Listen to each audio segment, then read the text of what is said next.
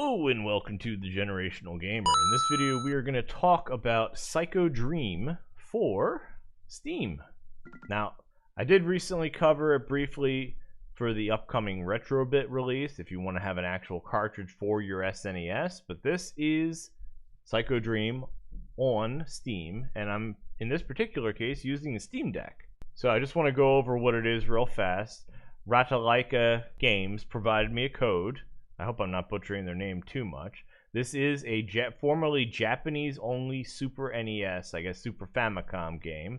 These are the details about it. If you want to take a quick look, you can feel free to pause it. But this is a reissue of the game. It is available largely in English.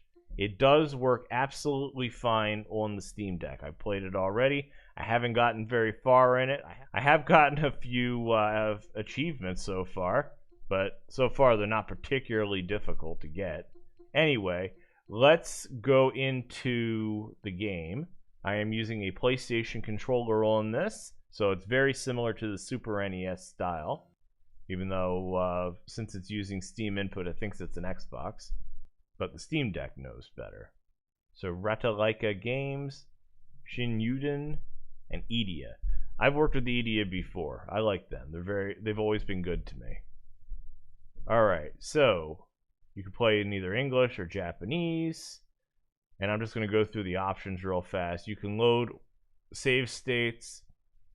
Your extras consist of a jukebox, so you get the music. You can go through the gallery, the front and back of the box. There's not a whole lot here. And that appears to be it. Okay. Let's look at the manual. It's in Japanese, so that's not going to help me. It would be quite helpful if I could get it in English, but I don't see it there. And then these are, I guess, yeah, these are your achievements. And that is pretty much it. So let's go into the play part. You can exit the game at any time by pressing the two shoulder buttons, which would also have existed on the SNES or Famicom.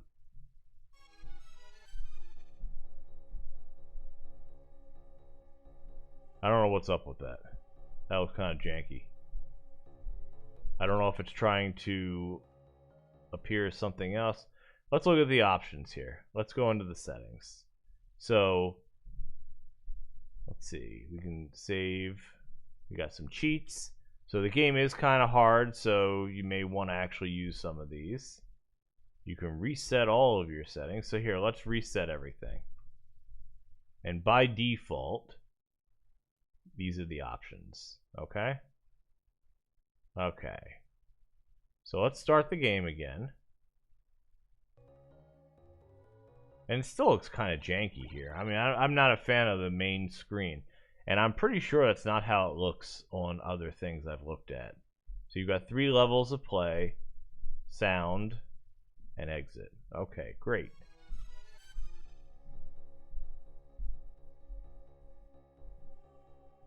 So I am going to, eventually, we're going to start. And you can play as one of 2 characters, Raya or Maria. I'm going to show Maria real fast because she's kind of your whipping character. She's got a Simon Belmont style whip. Like that. For a PlayStation controller, X is jump. Square is whip. Circle is your special. And that's actually the entire list of controls. R1 is supposed to do something, but I haven't been able to get it to do that yet. I guess you need to build up an enemy thing first. But we're just going to restart this game. So close. Play. Yeah, here's your controls on an Xbox controller. Movement and jump boost. I haven't been able to get it to do that yet. So we're going to start this game over again. I'm going to use the other character, Rio. I don't know if that's how you pronounce it or not, but that's what we're going to go with. Also, I want to fit this to fill the screen. And since I've done this already, I'm actually pretty comfortable with just doing this. So we're just going to, we can leave it as bilinear filtering or whatever. You can change the various filters of the game. I'll show both of them. I think it was 3 that worked the best. Oh, I remember. The zoom only works on pixel perfect mode.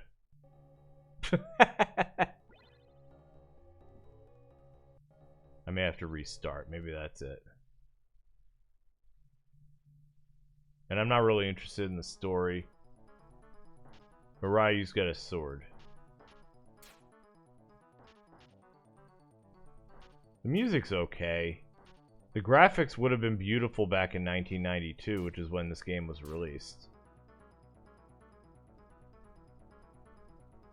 Oh, you know what? If you hold R, you'll run.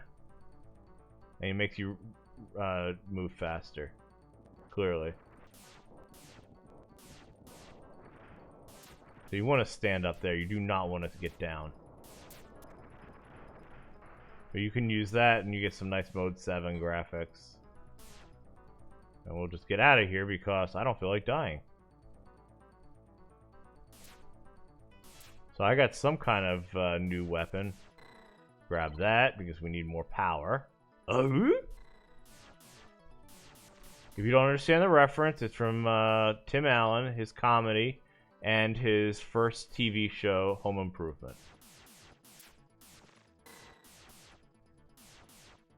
And now we're going down, and we're on an elevator, because you need to have a lift stage in every game.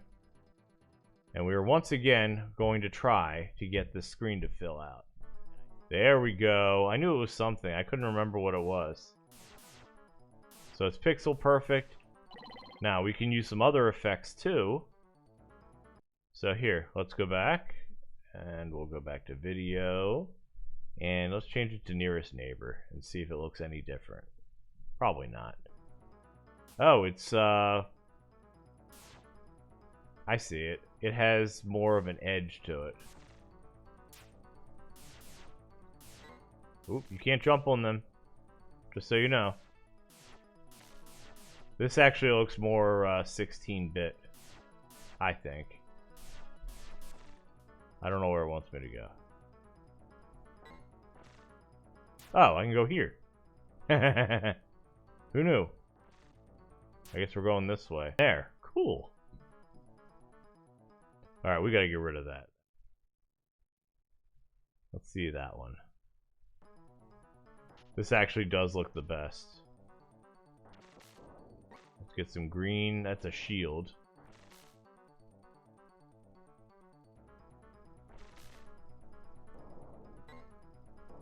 I'm out of shield. Oh, get up there! I don't think this game is worth the cost of admission for a full Retrobit release. For a $6 game on Steam, totally worth it because it's a very expensive game, if I remember correctly, in the secondary market. I don't particularly care for the music, especially on a Super Famicom or a Super NES. Here's a boss, I think. Yep. I have more available hit points than he does. And he's dead. And now we're just going to walk right past him on the computers. Alright, track 1 complete.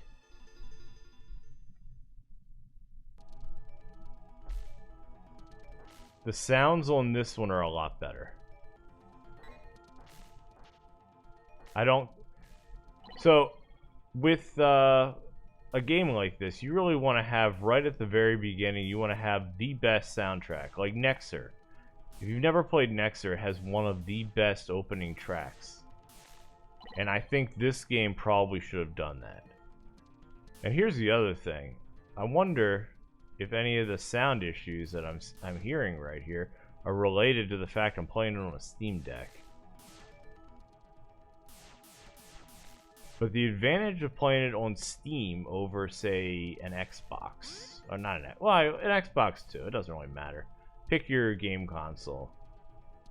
The advantage of playing it on an original Genesis is simply you can... I don't know what we're supposed to do here. Avoid the bees as they attack me. Is that you can play it and it's portable. And I don't mean portable like... I mean portable like in I can take it from one computer to another. Alright, I guess we're not going after that guy. We're just moving on up. So you can just power run through these. And I did. I'll tell you, the advantage of getting enough power is that you can stand and just take them out. Alright, Subway. Oh wow, that's actually a powerful one. I don't know why they turned it poop, but maybe it's a cultural thing I'm not understanding. So I wonder why this game wasn't imported into the super weapons right now for the boss. Ooh, what the hell was that?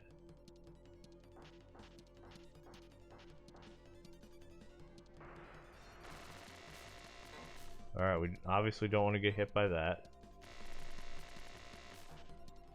Yeah, I don't know what to do, but I can't let the video go too much longer anyway, so... Probably gonna wrap it up when I die at this boss. So, this is the game. I don't know, let me know what you think. Psycho Dream. And maybe that's what that's supposed to represent. A kind of a weird dream type of thing. But yeah, it was a Super Famicom game, now released on modern consoles. Soon you'll be able to get it in a cartridge form if you want to play it on a real SNES or Super NT, whatever you prefer. But let me know what you think in the comments below. Have a good one and thank you for watching. Please subscribe. Bye-bye.